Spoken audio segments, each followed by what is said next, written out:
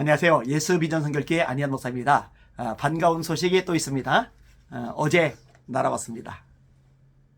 서울 금천경찰서 김웅민과 주옥순 권사님이 저를 고소한 것에 대한 경찰 조사 결과입니다. 불송치, 혐의 없음, 정보통신망 이용 촉진 및 정보보호 등에 관한 법률 위반, 명예훼손으로 저를 고소하는 거예요. 사이버 범죄 수사팀에서 진행을 했고요. 전광훈 집단 속에서 저를 고소한 내용들, 또 이동욱 회장님을 고소한 내용들 각하죠, 각하. 조우영 목사님이 고소한데요. 안에 본인 실명을 밝혔다고 세상에 그걸 고소해요. 고소할 게 진짜 없는 거죠. 그리고 뭐 본인 주소지 밝혔다고 그걸 고소해요. 세상에 참 고소할 게 어지간히 없는 거죠. 제가 그 고소 내용 듣고서 막 웃었잖아요. 경찰하고 통화를 하면서도 웃겨가지고 막 웃었잖아요. 결국 이제 각하죠, 각하. 취급할 가치도 없다는 거죠. 그 다음에 또 뭐 이것저것 저를 고소한 내용들 있어요. 불송치, 혐의 없음. 또 불송치, 혐의 없음. 그리고 어제 또 이렇게 날라온 거예요. 불송치, 혐의 없음.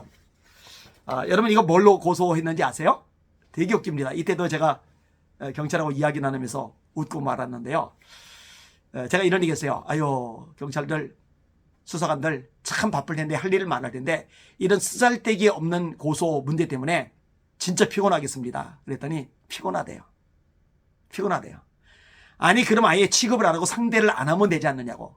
근데 상대를 안 하고 취급을 안 하면 안 된대요. 왜냐면 저쪽 집단 너무 심해서 난리가 난다는 거죠.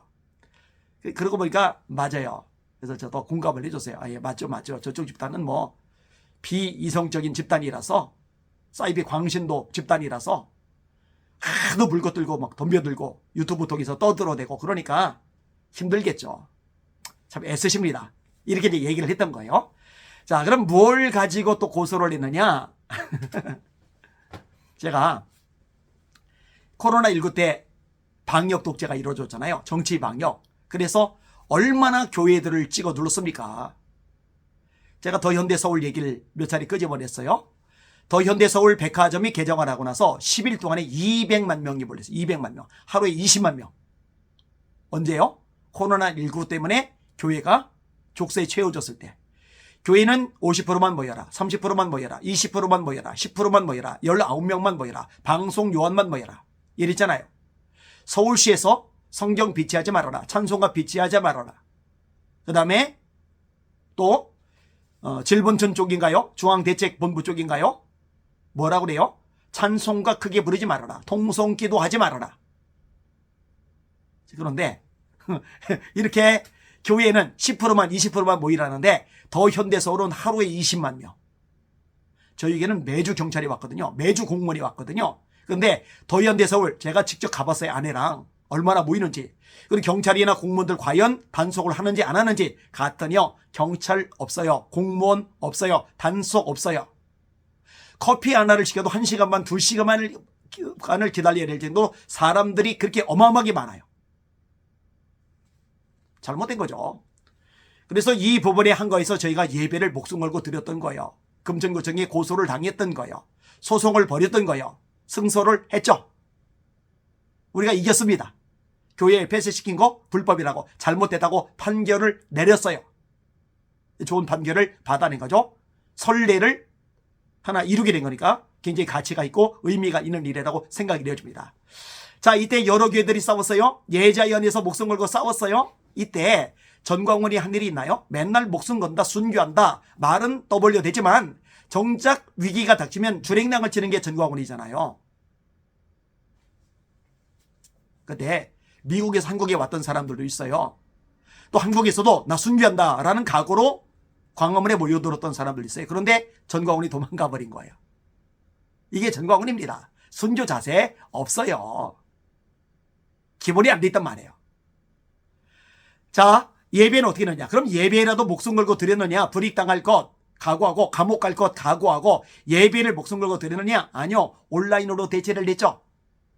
광화문에서 예배를 드렸던 사람은 이동욱 회장님이죠. 서울시하고 재판을 벌여가면서 8차례인가 승소를 해가면서 예배를 드렸죠.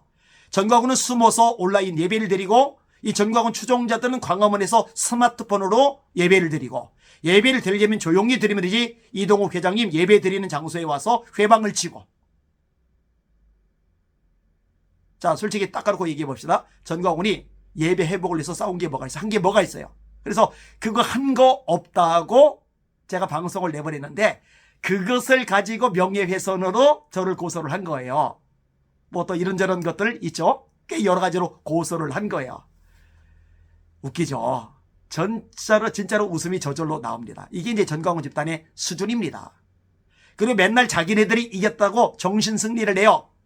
자기네들이 이겼다고 정신승리를 하면은 이 광신도들은 가스라이팅 돼서 판단력이 없으니까 아멘하고 좋대요.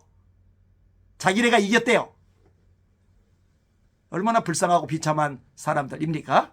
그런데 결과가 또 뭐냐? 불송치. 형이 없어. 그러면은 전광훈 쪽 사람들 어떻게 되느냐? 전부 다 걸리는 거예요. 민사에서 2차례 져가지고 벌금을 물잖아요. 지금 벌금을 무는 윤영보 씨만이 아니라 나머지 사람들, 허위사실로 저를 모함했던 사람들 전부 다 민사 들어갈 겁니다. 방법 하나 있어요. 제가 기회 드릴게요. 공개적으로 사과하세요. 공개적으로 저격했으니까 공개적으로 사과하세요. 음란물 올렸다. 음란 블로그 운영했다. 19금 운영했다. 이렇게 떠들었던 사람들 전부 다 해당이 됩니다. 제가 민사로 다 걸고 넘어갈 겁니다. 손해배상 제대로 할 겁니다. 왜냐면은 범죄를 저질러 놓고도 죄인 줄 모르고 양심의 가책도 느끼지 않고 뻔뻔한 거예요. 오히려 큰 소리 치는 거예요. 이거는 내버려 두면 절대로 유익이 아니고 사랑이고 뭐고 아닙니다. 바로 잡아 줘야 돼요. 그리고 이 전광훈 광신도 집단 사람들도 좀 깨닫고 정신을 차려야 됩니다. 그것을 위해서라도 그냥 넘어갈 수가 없는 사안입니다. 어떤 추석 맞이하여서 기쁜 소식을 여러분에게 전할 수 있어서 참 좋습니다. 행복한 명절 되시길 바랍니다. 날마다 주님 바라보고 주님의 이름으로 전진하며 승리합시다. 할렐루야.